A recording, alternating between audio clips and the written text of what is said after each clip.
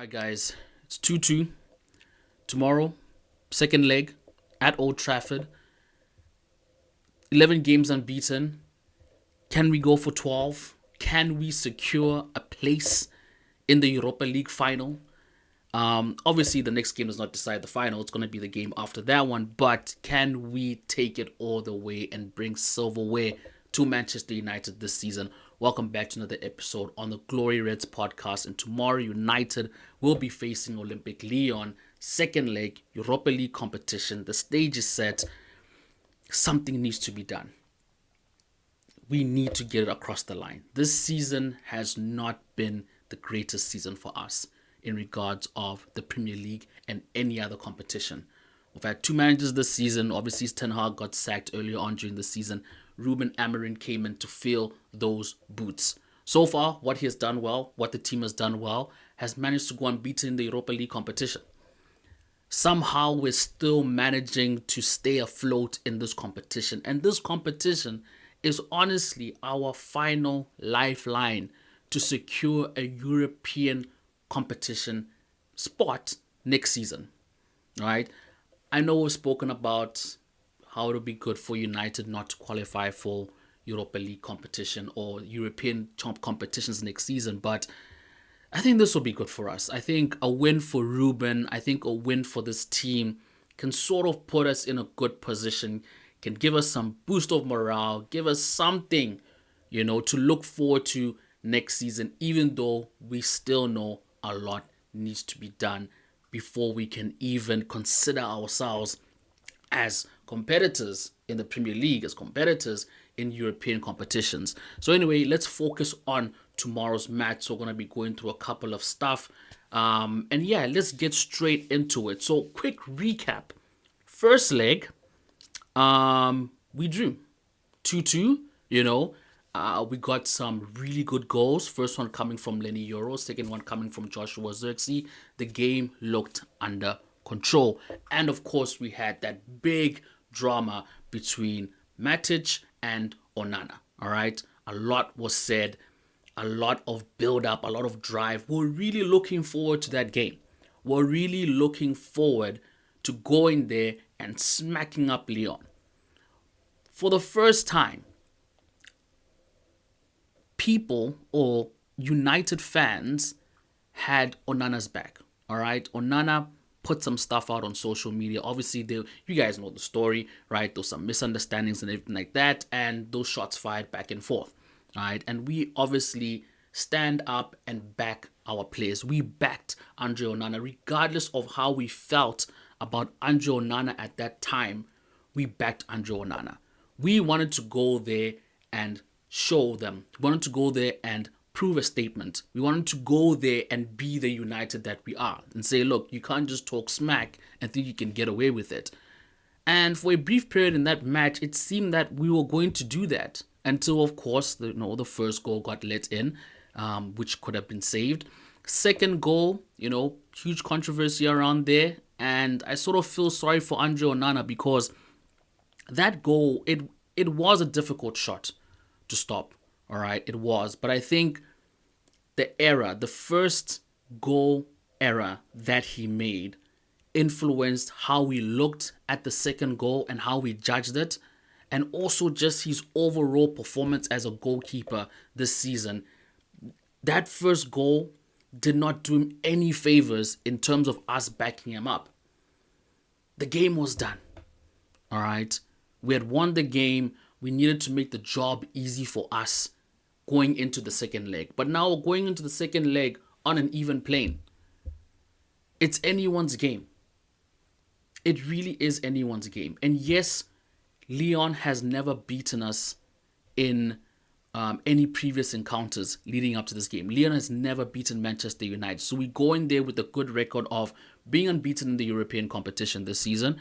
And at the same time, we haven't suffered any defeat to Lyon in the past. All right, so we're going in there with some good stats to back us. But let's just hope that these stats can actually back us. So yeah, first leg ended in a 2-2 draw. And, some key things that we can be proud of. Lenny Euro goes out there and scores his debut goal for the club, which was absolutely amazing. He's really starting to get into his own at the club, and that's something that we expected from him when he came to Manchester United. Obviously, he went through some period of injury. We're just basically waiting for him to get onto the pitch and really show us why we got him in the first place. And his development at the club, it's been slow, but you can start to see some of the stuff coming into effect, which is only a positive. And he just keeps getting better and stronger. And we're starting to see some of those positives that we can actually latch onto. So, really looking forward to Lenny Euro, second leg. Unfortunately, we want to miss out on Jokshu or Xerxes because obviously he suffered that injury in the Newcastle thrashing, which we just want to forget about. But yeah, we're just really hoping for something special tomorrow. It will be a home game, and we are going to be without our best forward player at the moment, so we can just cross our fingers. So, just segueing into that, team news, all right? So right now we know that Joshua Zirkzee is injured, is not going to be featuring. Andre Onana, not really sure on what's going on.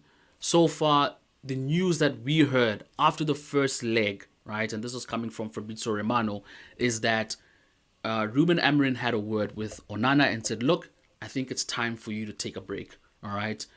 Take a break. You won't feature on the game against Newcastle. Relax your mind. Just find some sort of peace. Because right now it just seems to be too much for Andre Onana to handle. It is like he's getting a lot of backlash from Manchester United fans, from ex-players at Manchester United, from pundits, the media, all across the board, right? So Ruben Amorim thought, look, it would be a good idea if you can just take some time off to collect yourself and come back stronger. And obviously we saw the introduction of Altay Bayinda against Newcastle. So unfortunate for him, I actually feel sorry for him because Altay Bayinda hasn't been playing for Manchester United. He hasn't started in a lot of games for Manchester United. He hasn't really been featured for Manchester United. So it's clear and obvious that the player is rusty. What do you honestly expect from him? And yes, he did make some faults, all right? But that's what's expected. That's what's expected from a player who does not play consistently on a weekly basis. You expect them to be making these mistakes, and as time goes on, he starts to iron out these mistakes and get more comfortable in the role. So it was just so unfortunate that the introduction to Altay Bayinda had to come at the cost of 4 goals going by past him. But that should not break our trust away from him. Because right now, we're sitting with 2 problems. Number 1, Andre Onana, all right, a keeper that just seems to have a lot of faults in him in crucial moments of the game where he shouldn't have faults in him. And then on the other hand, we've got Altay Bayinda, who is just lacking in, and when I say experience, I'm not saying experience as a goalkeeper, but he hasn't had a lot of game time this season and overall, right? So he still needs to get up to speed in terms of goalkeeping, right? So going into this match, it's going to be a tough decision on who we're going to trust to be behind the net, whether that's going to be Andre Onana or Altay Bayinda. Personally, I think Bayinda should still be the goalkeeper going into the second leg. Unfortunately, I've just lost my trust with Andre Onana, as I think you guys also have. I think United fans in general have completely lost their trust with Andre Onana. I think we have. I think we've just had enough of Andre Onana and his goalkeeping. At this point, it doesn't even make sense. Some of the errors that he's making are very questionable, and I have little to no trust left in him. I can't bear seeing him on that starting lineup. I'll rather go with Altay Bayinda and risk him, regardless of knowing that he hasn't had a lot of game time. He's still rusty and he still needs to get up to speed. I still have more trust in Altay being in that starting 11 as opposed to Andre Onana. So yeah, who's back? Mason Mount is back. All right. Kobe Mainoo is back. I think we're going to see them. Luke Shaw is back as well. Did I mention Luke Shaw? Luke Shaw, Kobe Mainu, Mason Mount. Yeah, with those three players back into the squad, back from injury, still getting their fitness levels up. I think they'll feature in the game, definitely. I don't believe neither one of them will start. All right. Harry Maguire is also back, so I see him starting ahead of Victor Lindelof. So back three of Lenny Yoro, Mazarawi, Harry Maguire, right? That's sort of the back line that I'm seeing going into this Lyon match. I truly believe that Harry Maguire will be starting in that match. Luke Shaw, another player that I've just not really, lost trust with him, but I think he has to go. He's been injured for a while. He hasn't played for a while. Man, like it's such a shame what has happened to Victor Lindelof. What's his name? Luke Shaw. It's really, really such a shame, and I don't know. I'm not convinced. I don't trust him to have a lot of minutes in the game.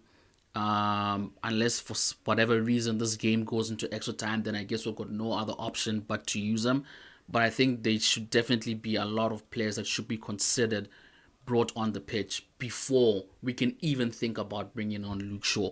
Kobe Mainu, Mason Mount, I don't mind them coming in. They've really been good for us. And yeah, I really don't have any problem with that. So, looking at Lyon, these guys in the last 12 games have scored 36 goals, meaning that they've averaged, 3 goals a game? These guys are really on a very good scoring form. All right, their goal scoring form is off the charts. Averaging 3 goals per game in the last 12 is mental. It is. It really is. So they're really going to be a huge threat to us. Whereas ourselves, we can't even speak the same. Worse off, Joshua Zirkzee injured. Rasmus Højlund has just been completely off form for the longest time. Not only this season, but last season as well.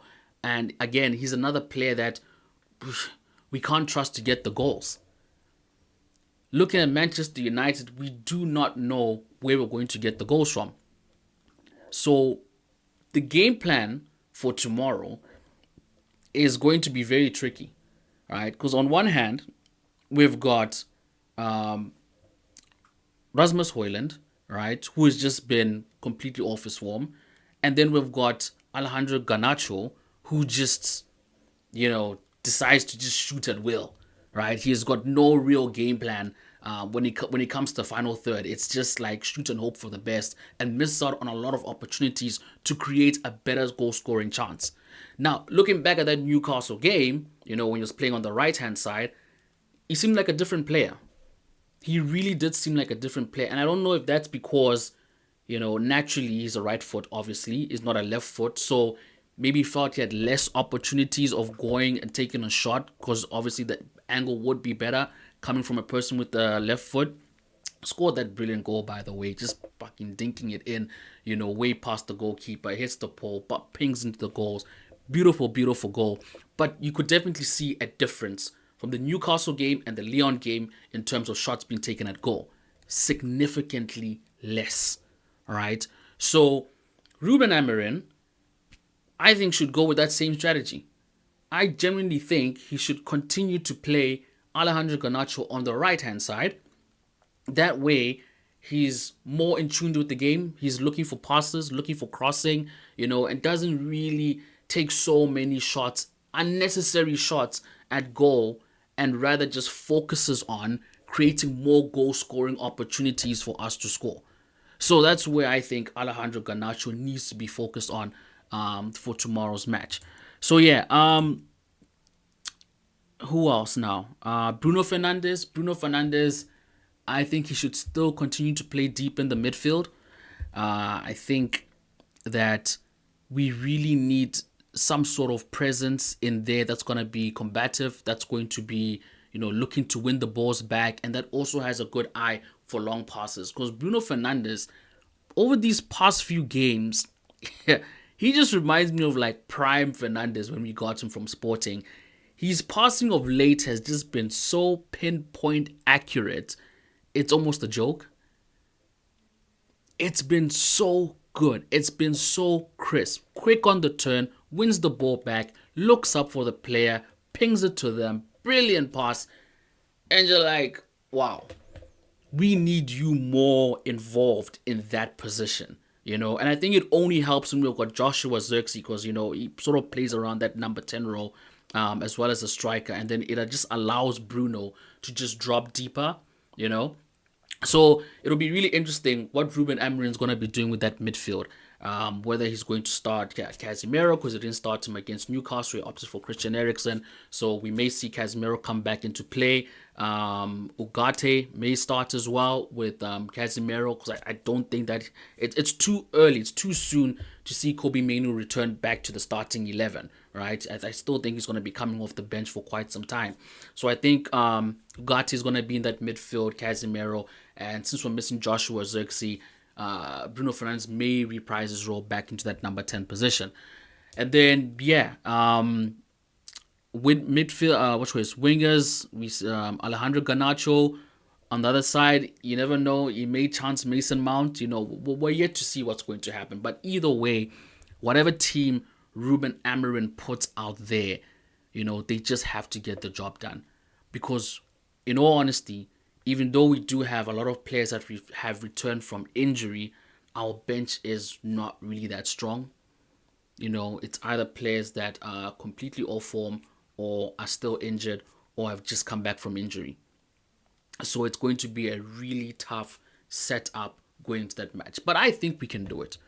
I really think that United at Old Trafford tomorrow can lift the roof and make a complete difference. Like, I think they can just go there and do what they need to do, right? It's not going to be clean. It's not going to be pretty.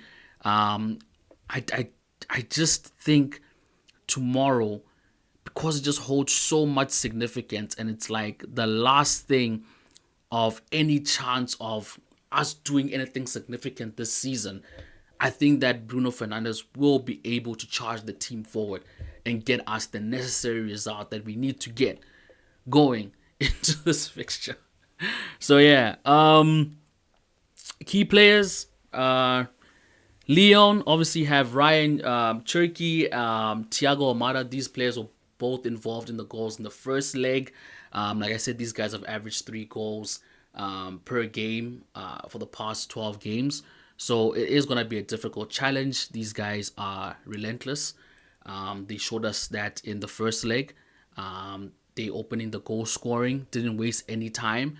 They just look, obviously, and this goes for all teams, and I've said this before, like most teams, apart from United, just look well organized in terms of everything, defense, midfield. Now, I'm not saying that they're perfect, but when you just compare the differences in how they defend, how they control the ball in the midfield, how they attack, it's not even comparable. It's not even comparable. And it's so funny because when we played in Nottingham and Ilanga did that charge down the midfield and went and scored that goal, something similar happened in the Newcastle game. Like, how do we always end up getting our midfield just run bypassed, our defense beaten? Provided, yes, we do have, players that are not really that pacey in the defense, but how do we not have strategies to lock certain plays, to nullify certain plays? We always get stuck in a situation during the matches where these players just run through the midfield and just create a goal scoring opportunity out of thin air. It's ridiculous. And we cannot allow that tomorrow. We cannot allow Lyon to just go there and just run the game like they're playing at home. They're coming to Old Trafford. We need to make them uncomfortable. As soon as the whistle blows, we need to make them uncomfortable. We need to show them that this is not your game. This is not the one to win. Today is not the day you're going to run through the midfield. Today is not the day you're going to make our defense look like fools. Today we're going to grab this game by the cusps of it, and we're going to go there and we're gonna win it without a shadow of a doubt. So yeah, so what do you guys think? What do you guys think tomorrow's match will look like? Who do you think will start? How do you think the game will go? Do you think United have a real chance at winning this game? Goalkeepers. Do you think Andre Onana should start? Do you think Altay Banyinda deserves a second chance? Because remember, he was, I don't want to say officially, because I'm honestly, I don't know, but he was officially our European goalkeeper in this competition. And then now he has been dropped for Andre Onana, and then obviously Andre Onana had that blunder. But would you guys think should be starting ahead in the goal? Should it be Andre Onana? Should it be Altay Banyinda? But yeah, guys, with that being said, we look forward to tomorrow's match, and we'll catch y'all in the next one. Peace.